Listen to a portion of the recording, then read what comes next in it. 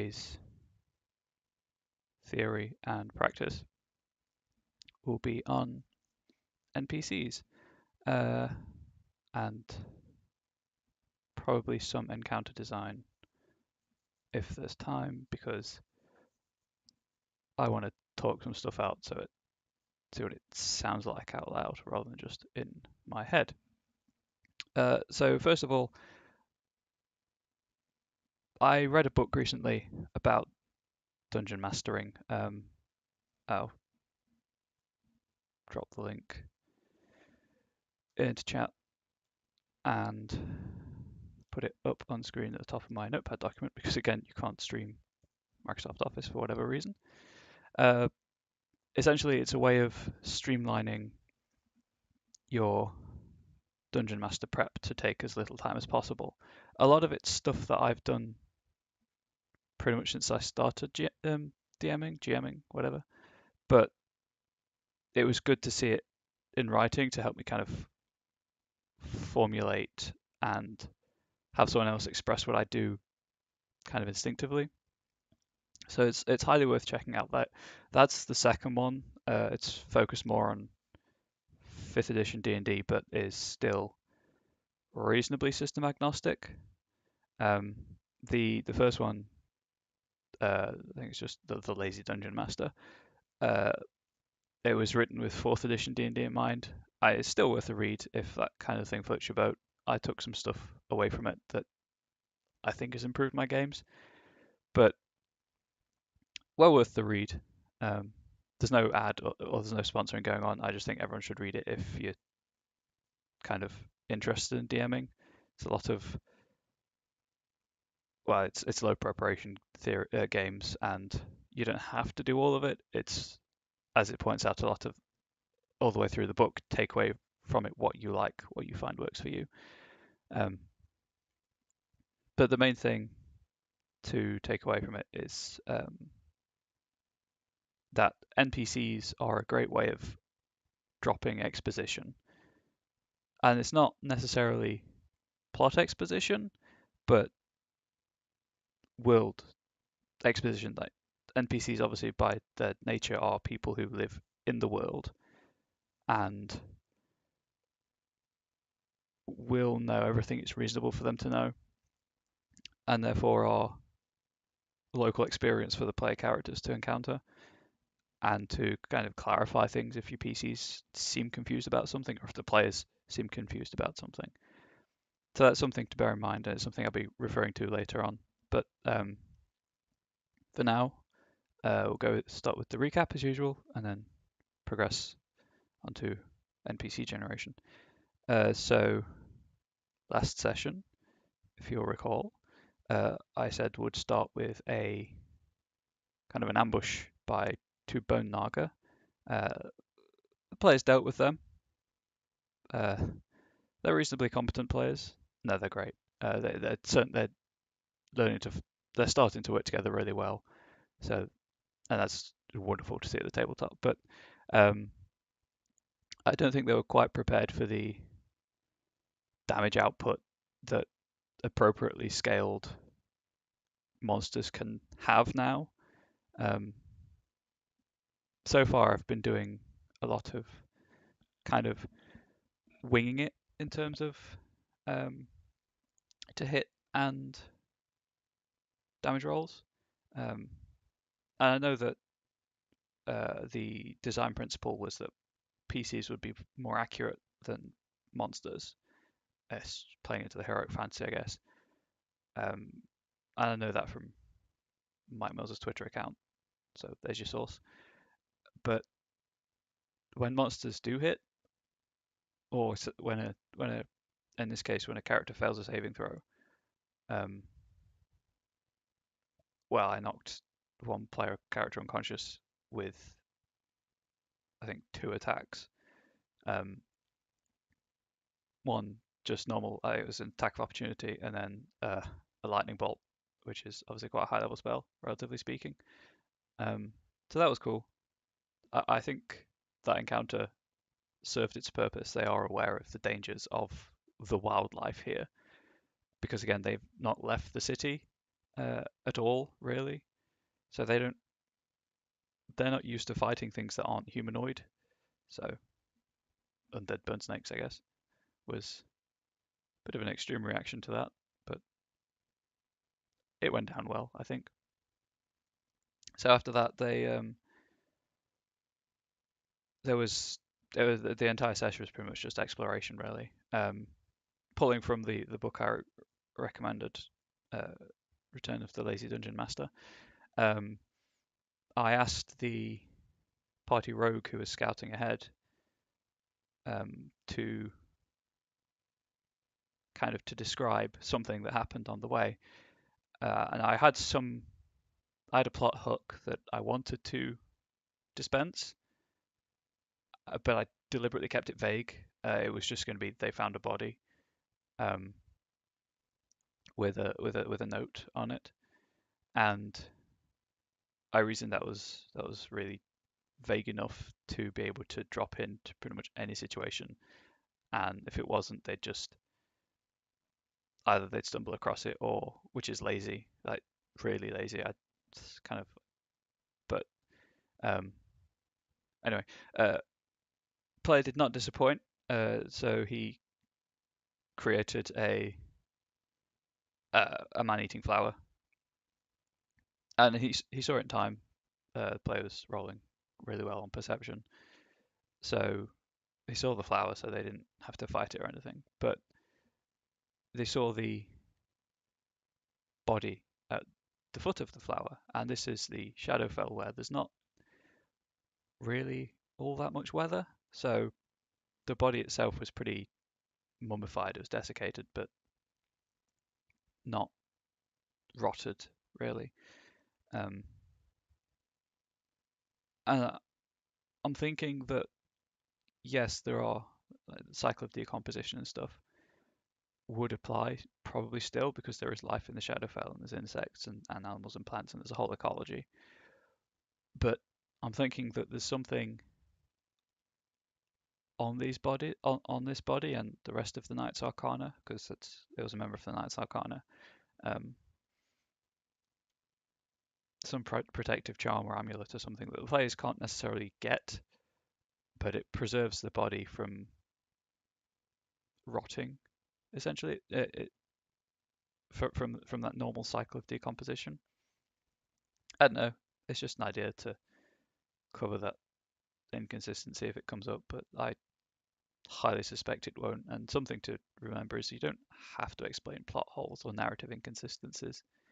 Just accept that they'll happen, because certainly if you follow my school of prep, and again, this isn't how I typically prep, this is just theory and practice to help people. Um, I generally wing it a lot. I'm not a great fan of over preparation, so I can't plan out. I don't plan out stuff to the extent where I can be sure there are no narrative inconsistencies. Anyway, so they found this body. The player sorcerer, um, well, it's a sorcerer warlock, but I'm going to just refer to them as their primary class because it gets far easier that way. Saw with his high passive perception a pouch on the body wherein they found a note and two strangely dulled healing potions. Party haven't figured that out yet. For those of you listening, they're 200 plus years old, so their magic is slightly faded, so they're only going to do 1d4 plus 1 healing instead of 2d4 plus 2. And the note was kind of like a hastily drawn map with a farewell, kind of "I'm the last of the squad" message written upon it. And the players took away from it correctly that this was a soldier of the Knights Arcana who died checking on supply caches, because the Shadowfell, it's morphic, it changes kind of distance and sort of geography occasionally, and he'd been caught up in that and didn't have the supplies to get back to the enclave. So they made note of his name, took the letter, realized it was a map, which was cool. I just really hastily drew it on the whiteboard I used to show symbols and things. And my artistic skills aren't great, but they realized it was a map. They figured out two of the three landmarks on the map, and then continued onwards, where they eventually got to the Enclave of the Knights Arcana. Party Fighter is an initiate of the Knights Arcana, so they were kind of when they were met in the forest outside the Enclave by two returning sentries. It was a lot easier for them to get in than it might otherwise have been. This being a highly martial institution in a very hostile environment. But the two sentries, which are two of the NPCs, I'll be sorting out later. They escorted them to the captain. You'll note the top NPC is a knight captain of the Shadow Watch. The Enclave of the Knights Arcana here are a unit known as the Shadow Watch. It's very, very original. They watch the Shadowfell because there is a portal here to the city of Scour, as the player characters found out. Ghost Touched Shadowmane, a tabaxi, former monk, and adventurer, explained that there is a portal, but they can't close it permanently. The best that they've been able to do is temporarily close it from one side. So it's always open from Scour, from the prime material plane, but every 6 months they open it to change the guard, just to make sure everything on this side is fine. And they do have civilians in the Enclave, people who have found their way into the Shadowfell through mishap, escaped slaves from the Shadar-kai, magical misadventures. I mean, if they stay around long enough, they'll probably find adventurers who got stuck here, but they're people who've been here too long that traveling back to the prime material and kind of spending time there will be a detriment to their health. So the Knights Arcana look after them as best they can in this fortified compound. And this was where it was great having NPCs, because players could learn all this and they kind of get a feel for the Shadowfell, because they are going to be coming back here later down the line. I believe that was my original plan, quote unquote. Obviously, plans subject to change when confronted with player characters. Anyway, so they learned that the Shadow Watch changes every 6 months due to the debilitating effects of the Shadowfell on people from the prime material plane. But the captain and a few of her soldiers have been here for a year, because there weren't, for whatever reason, and the players didn't ask, which is good because I hadn't figured out, but something happened a year ago that meant there weren't enough of the Shadow Watch available to replace the guard. So they volunteered to stay for another 6 months, and they're feeling the effects of it, which is why she's a weary tabaxi. She's having nightmares. She's sleep deprived. She's constantly fatigued. That kind of almost constant depression, but it's not depression. It's, well, if anything, it'd be apathy. The Shadowfell saps emotion. And unfortunately, they didn't ask about the dreams, because that was going to be some cool foreshadowing for one of the player characters. But maybe that'll occur. Maybe that will occur later. Anyway, yes. So they spoke to her. They learned that you can eat food and meat. Food, you can eat and drink stuff from the Shadowfell. It's not going to kill you. They've got 2 weeks. They're welcome to wait in the fort for 2 weeks until the portal opens, and then they can go back through.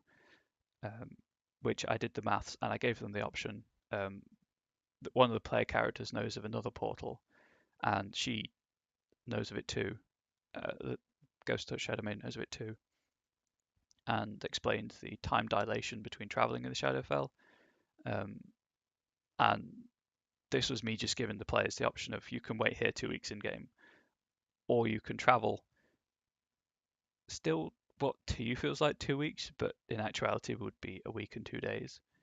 And you could possibly cut down the week of traveling the prime material because it's going to take them 2 weeks to get to this permanent portal.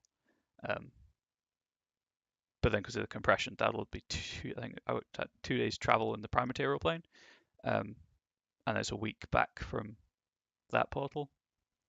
And they could find horses and stuff to shorten the travel time. And if people are just coming in right now, this is going to sound bizarre anyway. But they opted to wait in the fort rather than brave the unknown, and that's fine. And they volunteered their services. And as they were leaving, this knight captain realized that she recognized the party sorcerer as a child, now grown up, that she rescued from the Shadowfell years ago. And she mentioned Hargrim, who as being someone who kind of wanted to keep an eye on them. Hargrim being Hargrim Irontusk, the third NPC on the list on the screen. And then said that if the party sorcerer wanted to come back to talk more about kind of that period of his life, because understandably he's repressed most of his memories of growing up in the Shadowfell. He has a lot of false memories.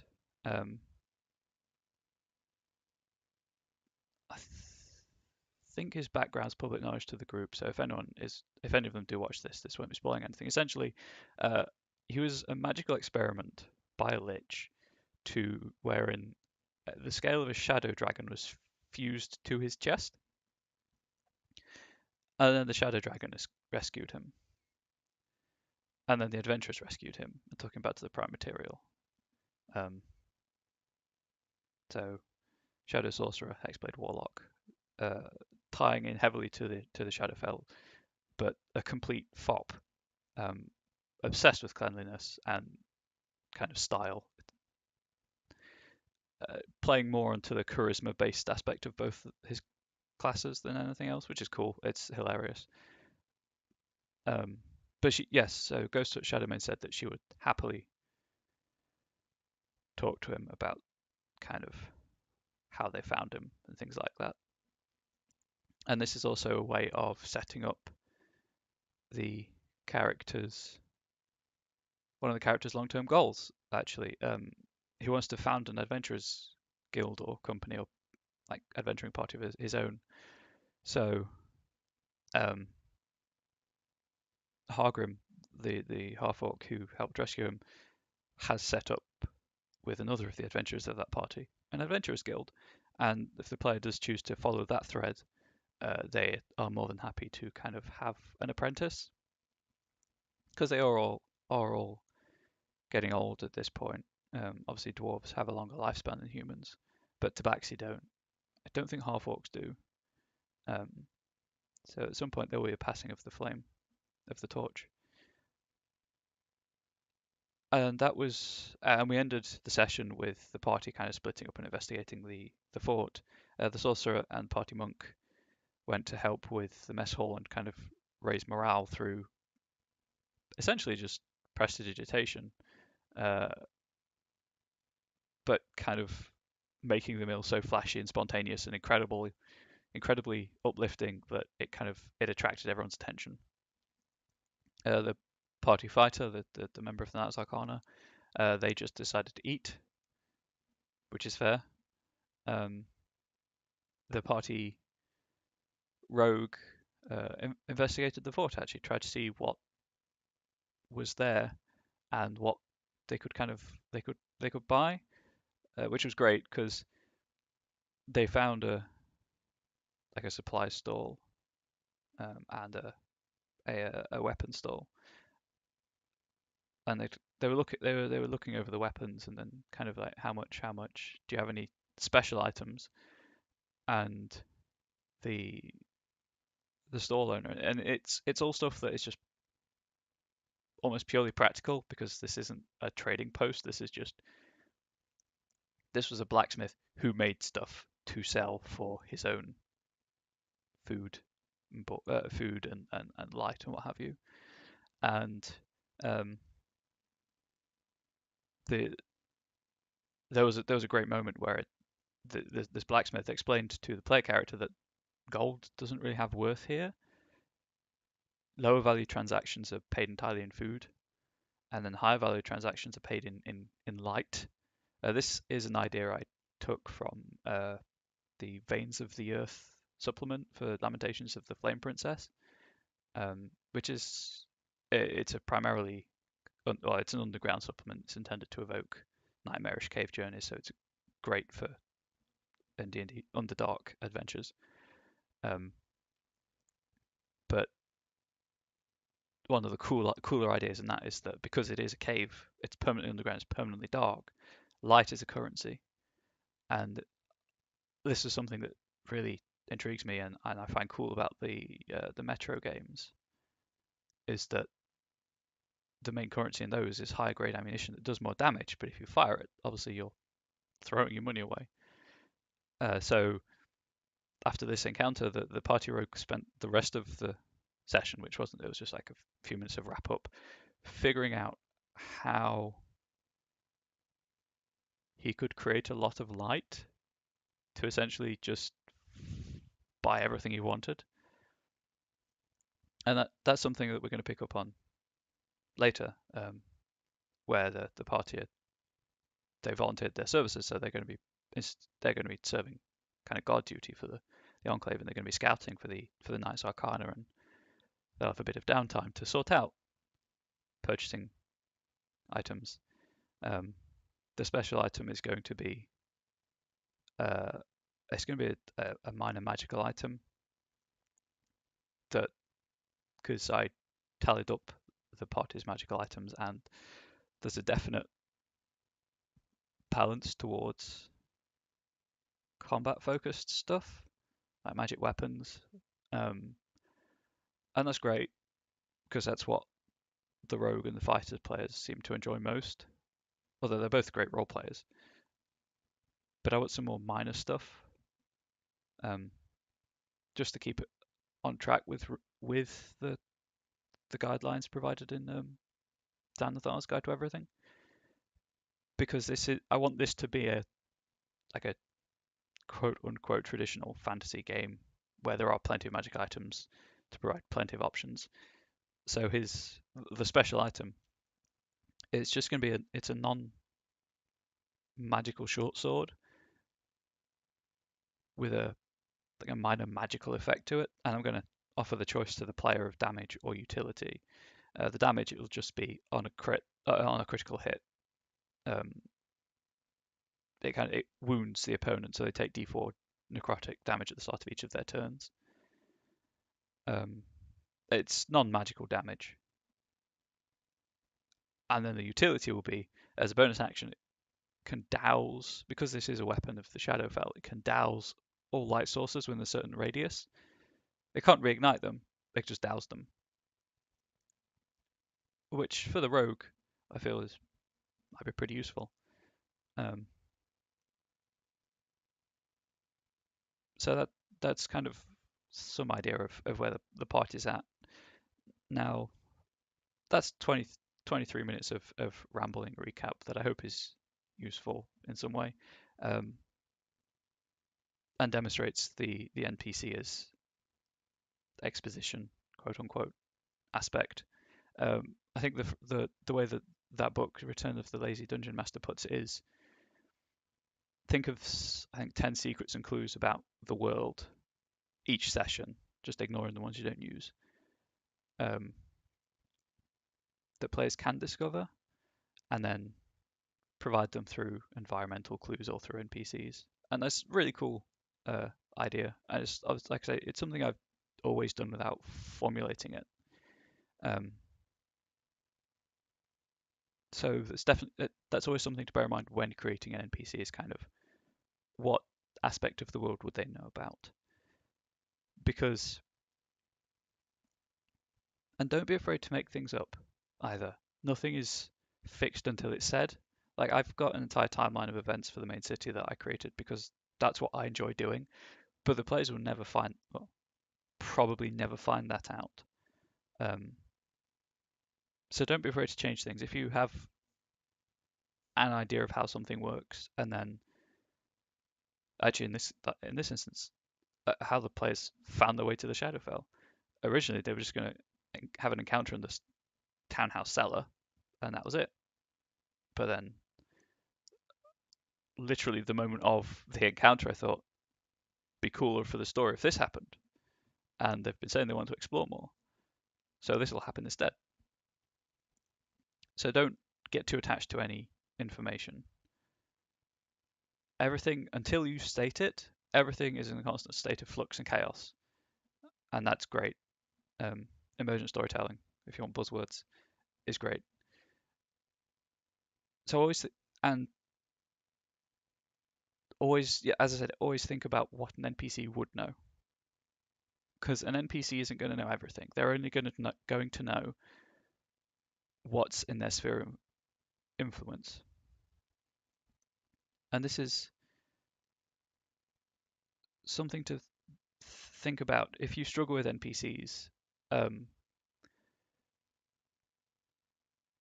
My personal feeling, again, this is different for everyone, but my personal feeling is that as long as you know the world state well enough, as in the major events, uh, what's currently happening, and major historical events that might be useful as kind of cultural touch points.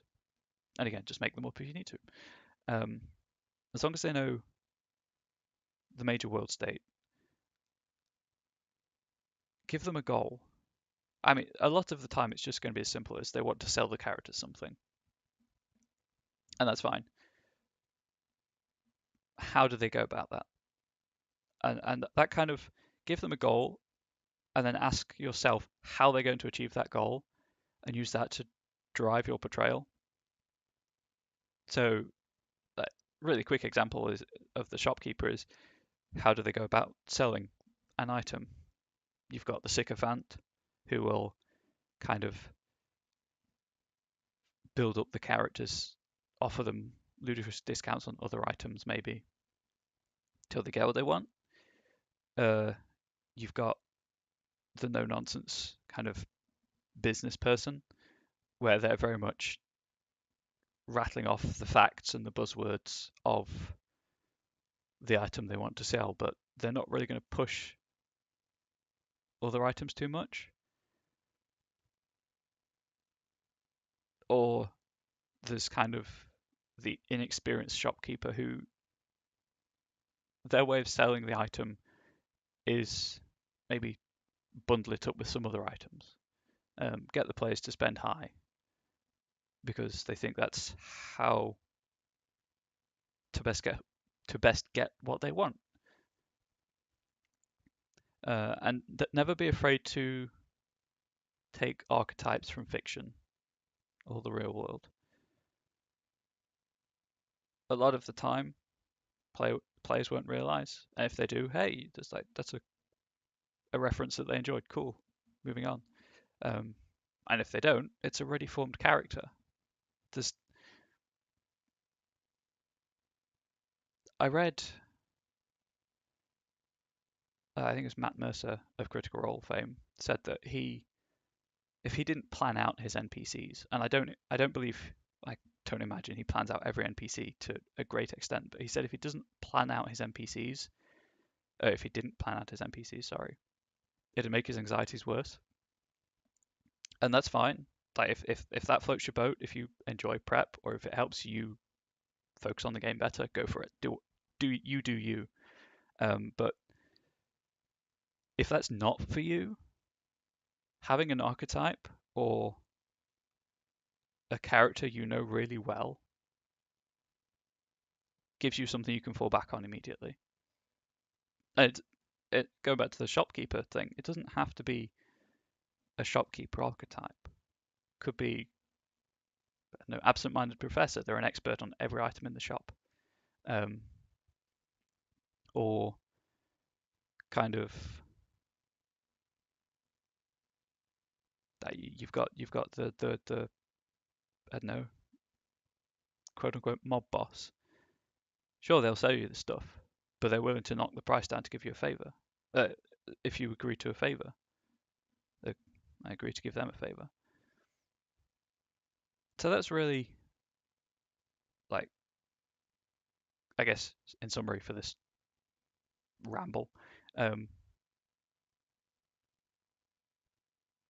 NPC, if you aren't comfortable improvising them on the spot, just steal an archetype, steal a character from pop culture, the real world, what have you, or steal multiple and fold them into one.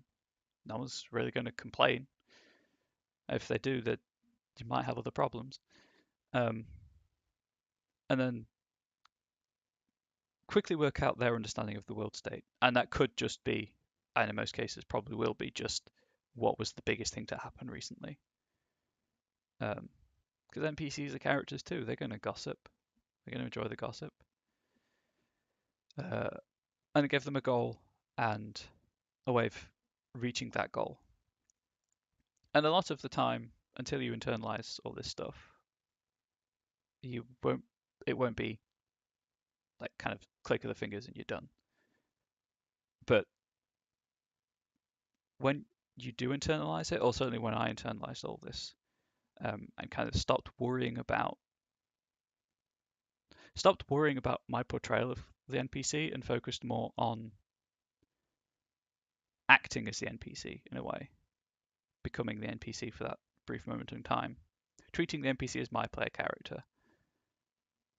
It sped up the whole process for me immeasurably, and I'm proud of where it's at now. As a side note, voices aren't everyone's thing. I can't do voices.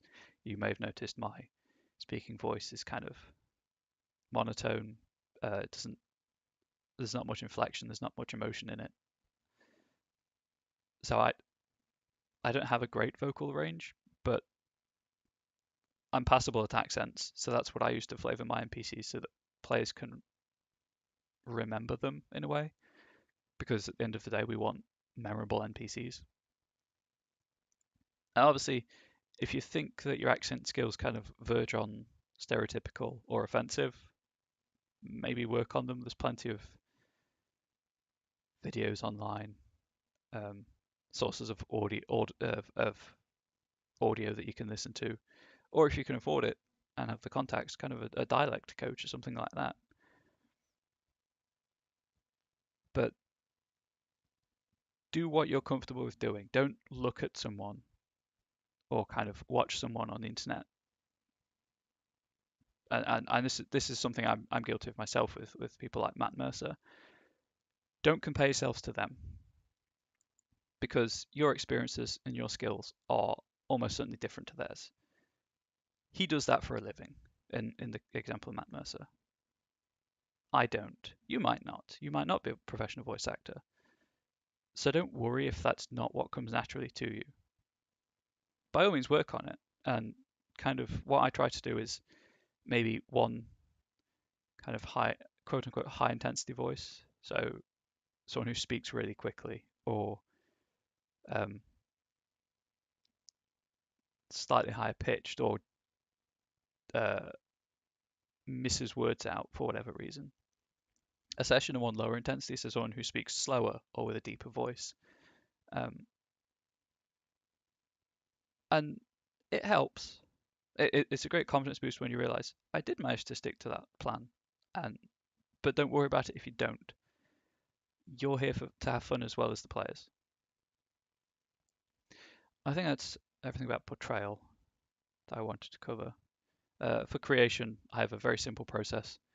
A lot of the time, I know the role I want the character to fill.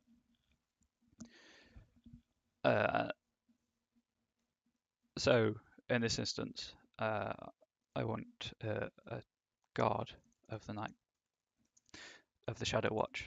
And again, the Shadow Watch being a member of the Knights Arcana. So these are entirely Eldritch Knights. They're martial spellcasters who are responsible for the magical protection of the city. And In this instance, they protect it from the Shadowfell. And I want 2 of those. So that's their role. That's their function in the world. These are all brothers. These are the 2 sentries that the player characters encountered. I've established that they are elves, so they get a racial signifier, and then an adjectival signifier. And not sometimes this is a personality trait like optimistic or cautious. Sometimes it's just kind of how they physically are. As in Ghost Touch case, she's just weary. She's been here so long. She's been here far longer than she should have been, so she's just tired. The first one, the elder brother, he'll just be bitter. I started kind of putting that through to the players last session. And then the younger one, he's been here a year as well. But he's certainly the way I was portraying him in the brief moments of discussion. He's more innocent. He's still affected by the Shadowfell, but I think I'll be taking this to mean that he's still full of hope. It's not worn him down in much the same way it has other members of the Shadow Watch. And then we need names. So these are brothers, and they are elves.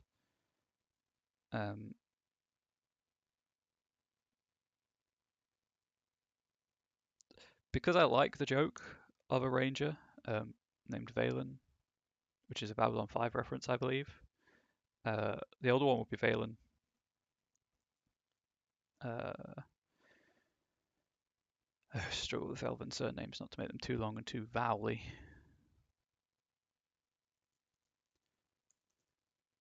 Valen Syrian. And then younger brother, I think I already have a character called Laskin.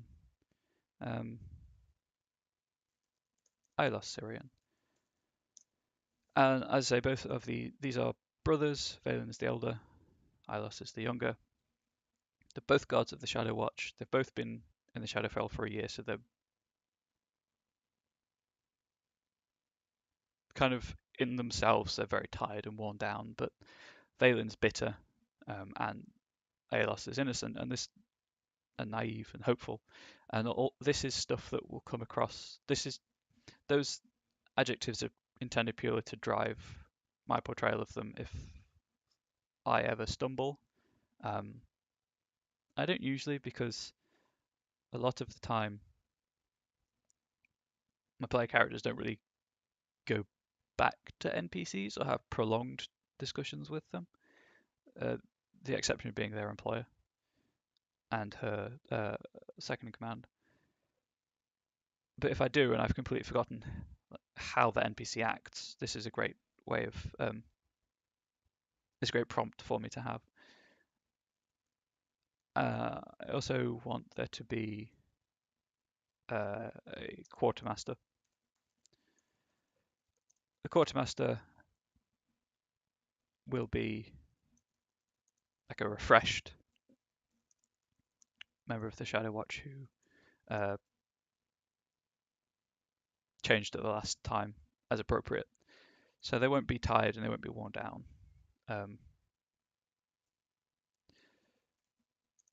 Very matter of fact, very business-like.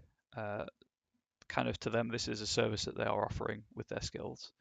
Just trying to think of the racial makeup of the NPCs the characters have met throughout the game.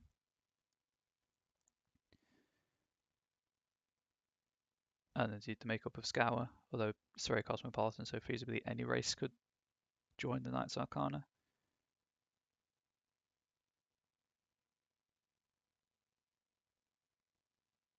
Inversion of expectation.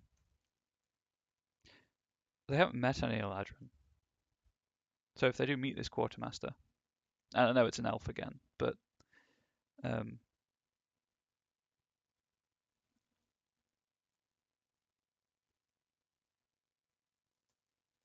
Phelan. I like A's apparently. We'll say Phelan's adopted a common name,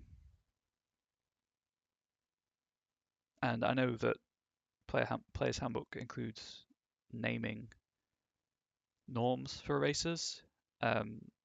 Certainly in this instance, the Knights Arcana is kind of very regimented, so they'll be following the current naming vogue, which in this instance, the head of the Knights is a human, so it'll just be human conventions. So he'll have adopted a common surname, as in a surname in common. I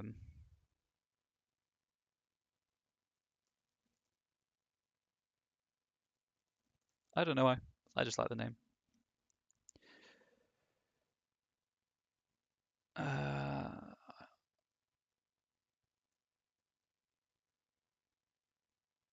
I don't think I need to name anyone else really in terms of the Knights Arcana. There are a few civilians they might meet, but they probably won't be meeting them again. I almost certainly won't need their names, and I do have a list of random names to pull from if I need to name someone. Oh, I'll need a second in command. Valen, I suppose, could do that job. So, God of the Shadow Watch, XO, and Bitter Elf. XO is Executive Officer, I believe.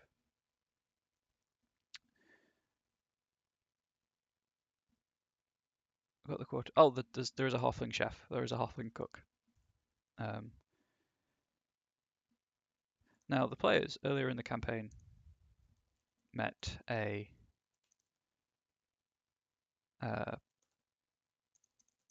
halfling tavern owner who was shady, to say the least. And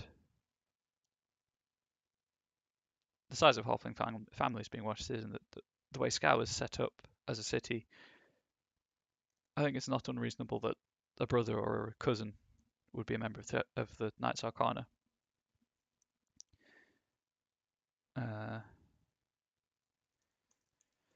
Inventive. He experiments with his cooking, possibly to the detriment of others.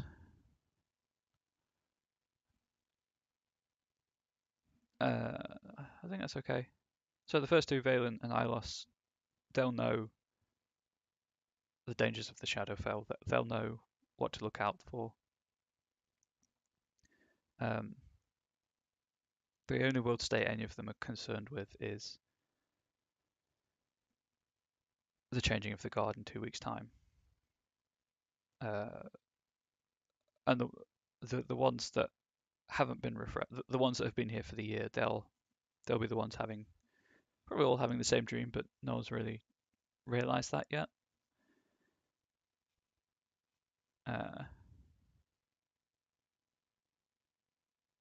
So they'll know about the world, about they'll know about this area of the Shadowfell and the dangers specific to here.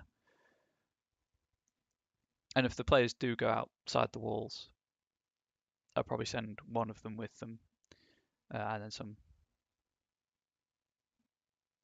essentially red shirts. Phelan probably know a bit more about the economy if asked. But they'll also know about the logistics of the Knights Arcana if the players want to pursue those further in the prime material plane for resources. But they might also know a little bit about the records of the Shadow Watch, because the players do have the treasure map I mentioned at the top of this stream. So they'll probably be the ones to explain that. And then the chef will be able to go into more detail about what food's safe, how to prepare it, what food's best to eat, that kind of thing. So I think those are the primary actors. The NPCs at the top of the list. Ghost at Shadowmane, as I mentioned, is Knight Captain of the Shadow Watch. Vornalia, Apple Blossom, Hagrim Eintusk, and Brass at Stonejaw are just NPCs I wanted as examples of the finished product, and where they've got, if they're primary NPCs for a character background, like the four. Well, I haven't done this with Shadow Main, but the three with brackets, if they're primary NPCs, I usually give them an indication of the class they'd be if they had class levels. For further down the line, if I need to build them as a character or give them class features and stuff, I can do that easily without having to think about it. It's just all about saving time further down the line, which is something that really helps me, certainly. So I think that's really it for NPCs. I just wanted a quick. It's only been 45 minutes. I like aiming for an hour or so. So, going into a bit of encounter design. Going back to this map situation. Essentially, that's a minor side quest. When they got to the fort, they were shown kind of the view of Corpsefire Cliffs, the area that they're in, and the forest that they're currently in. And they could see 3 unlit beacons. And they realized that the locations of these beacons tallied up with the locations on the map. So if they want to, the player characters will have the option to go to these beacons, light them. Anyone who was listening last time, remember I mentioned a brazier on top of the castle the players arrived in that was essentially casting in a hallow spell through continually burning flame over a wide area, and the players realised this and used that knowledge to give them safe passage through the forest with a torch that they managed to light with the same fire from one of the bone naga when it died. So essentially, it'll be if they choose to do this side quest, they'll light those beacons and then they'll have free reign of the supplies at the caches because they need refreshing. And again, the caches will be the diminished healing potions because they've been there so long. The primary purpose is to make safe spots in the Shadowfell for the Shadow Watch to have caches in. And I'm thinking it'll probably just be kind of like 2 healing potions, maybe a sword and shield. They won't be rusted because there's not much moisture here in this area of the Shadowfell, certainly, if they're still there. But they'll be tarnished, dulled. They might not be of a form that the player characters necessarily are proficient in. That's something I'll probably just wing on the fly. But means I've got 3 encounters to plan. Something I've done that I can't show you because it's in Excel is I went through a few of the monster lists, the monster manual, Volo's Guide to Everything, and Mordecai's Tome of Foes, published by Wizards of the Coast themselves, and then the Tome of Beasts and the Creature Codex, published by Kobold Press. Those last 2 are really great for monsters inspired by other cultures. So they've got a lot of Asian monsters, for example, which are great because that's something I'm interested in through my own background, and it means I don't have to stat them, which is always a positive. So I've got this list of 30 monsters arranged by combat rating, not because I use by challenge rating, not because I use the challenge rating, but I just use it as a guide for the appropriateness of the monster in the encounter and then adjust it as I feel like it. And I think it's something I mentioned last time. Feel free to alter values. I believe it's pointed out in one of the books anyway, but in any game you run, if there is an NPC, an antagonistic character that you like that has a stat block, but it's either too strong or too weak. Alter the stat block. Don't feel like anything is set in stone. And indeed, kind of having players easily, not easily beat something, but beat something that's usually a high level monster because it's weakened for whatever reason, as I did earlier in the campaign with a sea dragon from Tome of Beasts, and then have that thing come back later at full strength so they can see, oh god, we were so lucky last time, but then they can still beat it because you're not out to get them. It's a great feeling. It's something I wholly endorse. So that's what I use the challenge rating of monsters for. So I've got this list. You can't see it because it's in Excel and you can't stream Microsoft Office for whatever reason. So I'm just kind of looking at it, and I want my idea for the encounters, quote unquote, is that there will be one wildlife, so probably plant. I love hostile plants, if you can't tell. Encounter, one monstrous encounter. So this is actually going to have monsters in it, where kind of typing when nervous and with twitchy hands is not easy. This is a situation where something from the Shadowfell has fallen upon the Knights Arcaners. They checked the supply cache and killed them. The first one is where they just fell afoul of the wildlife itself doing their duty. And then, because not everything should be combat focused, misadventure. This is one I've already had a thought about. So essentially, this is the players will find a mine gallery or a cave or something, and if they go into it at the location of this beacon, and if they go into it, they'll find a rock fall with a hand sticking out of it, so they know there's something past it. And essentially, the encounter will be just clearing the rock fall. There will be the supports holding it up will be weakened, so it might just function as like a very basic trap. And if they fail or aren't careful enough, they'll just take a bit of damage as the ceiling collapses on them. But all of these beacons are going to be within a day's travel of each other, functionally speaking. And might have one of the gods that go with them kind of say something along the lines of, these were further apart when we created them. Something must have happened. What's that effect anyway? Or maybe have, because it took them 2 days to get here, and there's one halfway between where they came from. I split it over 2 days. I'll figure it out later. So it's going to have some weakened supports, and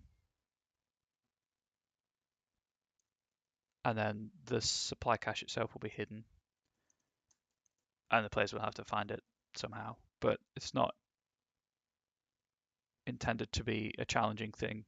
The main problem here is that the ladder on the beacon is missing, so they're going to have to figure out how to get up it.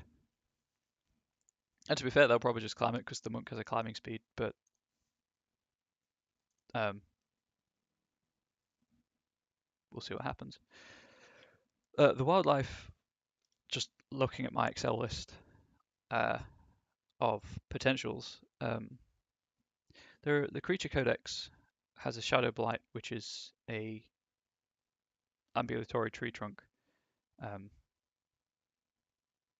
It kind of grows where something's died, and obviously this is the Shadowfell, so I'm taking liberty with a lot of the lore of these creatures. So it's an ambulatory plant. It's probably possessed by a shadow. Well, it has a shadow in it, but I'm going to say it might. The shadow might be able to kind of act independently using the shadow stat block from the monster manual. And then with that being present, there's a thing also in the creature codex called a gloom flower, and it grows in the corpse of dead things, and then kind of kills other things to propagate. So I might take those three things: the shadow blight, and the gloom flower. Can I have the supply cache just kind of lying in the middle of a clearing next to a dead tree, and it's clear because someone has cut down the trees themselves and has left these stumps behind, and then they'll get to the supply cache and oh no, the stumps are attacking.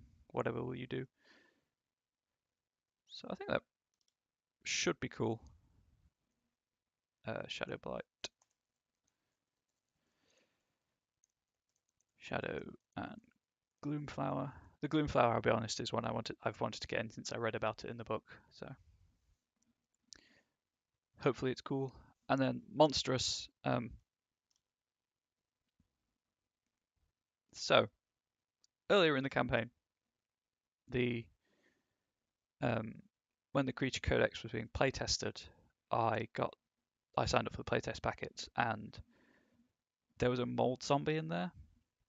And at the time, it was a bit aggressive in terms of its effects, and it has been toned down, thankfully. But it managed to infect the party rogue, and there was a very real chance of him dying because of the disease it gave him. And I like the idea that this is the flower that the spores from this mold zombie came from has killed, or 200 plus years ago, killed the knights restoring the cache. So I'm thinking I might go with that. Just have, say, 4 mold zombies. And there are, according to my list, if I could find them, which I can't. I didn't add them to the list because I discovered the stat block later. That's why. So I might just have 4 mold zombies because I think they're roughly challenge rating appropriate as they are. In the ruins of what was intended to be a mini fortified area around the base of the beacon. So I'm going to have some ruins scattered about, and then they've made it variously parts. Each of the knights made it away from the source of the infection before perishing. And then depending on how that goes, there's always the option of me introducing skeletons or just zombies of the other victims that the players can stumble across during the course of the fight. Just as a callback to this previous encounter with mold zombies, as I say, they've toned it down now, so it is far easier to get rid of the disease they give you if you fail at the Constitution saving throw. So I think those encounters are pretty simple. The wildlife is the most complicated, I think, just because it's got 3 different groups of actors plus the player characters. But they're all the actors themselves are very simple. They're just out to kill. This isn't going to be an encounter that can be resolved through negotiation or environmental puzzle solving. And it does have a purpose. It's explaining. It's a bit of environmental storytelling about why the beacon isn't lit and why the cache has been abandoned. Same with the mold zombies. Very simple. There's only 1 actor, possibly more if I need some. Same purpose as all these encounters have. This one, I think, players could solve it. The spores, as I said, they come from a plant, so if the players destroy the plant, the zombies will collapse the mold controlling them inert, or the spores controlling them inert. And then the misadventure itself is not inherently antagonistic. It's just a few puzzles to solve, quote unquote puzzles. And in this instance, if the players figure out a really good way of clearing the collapse and of searching the little mine behind it, or cave mine, whatever behind it,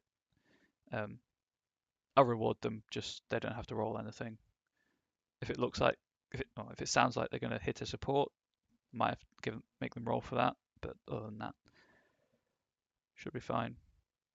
I think the beacon itself for this one might be strung between two trees, and it's kind of just hanging on some wire, maybe. I don't know. I'll see how I feel really when I get to it. As with everything, subject to change. But I think that's it. I think that's everything I wanted to talk about anyway. An hour of rambling that I hope has had some inspiration or useful information somewhere in it.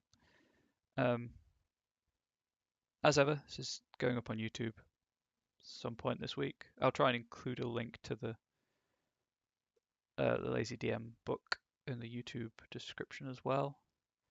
I think that's everything. NPCs, give them an archetype if you're not comfortable improvising. They know about the big events of the world state as it stands in their sphere of influence, and they know about other things in their sphere of influence.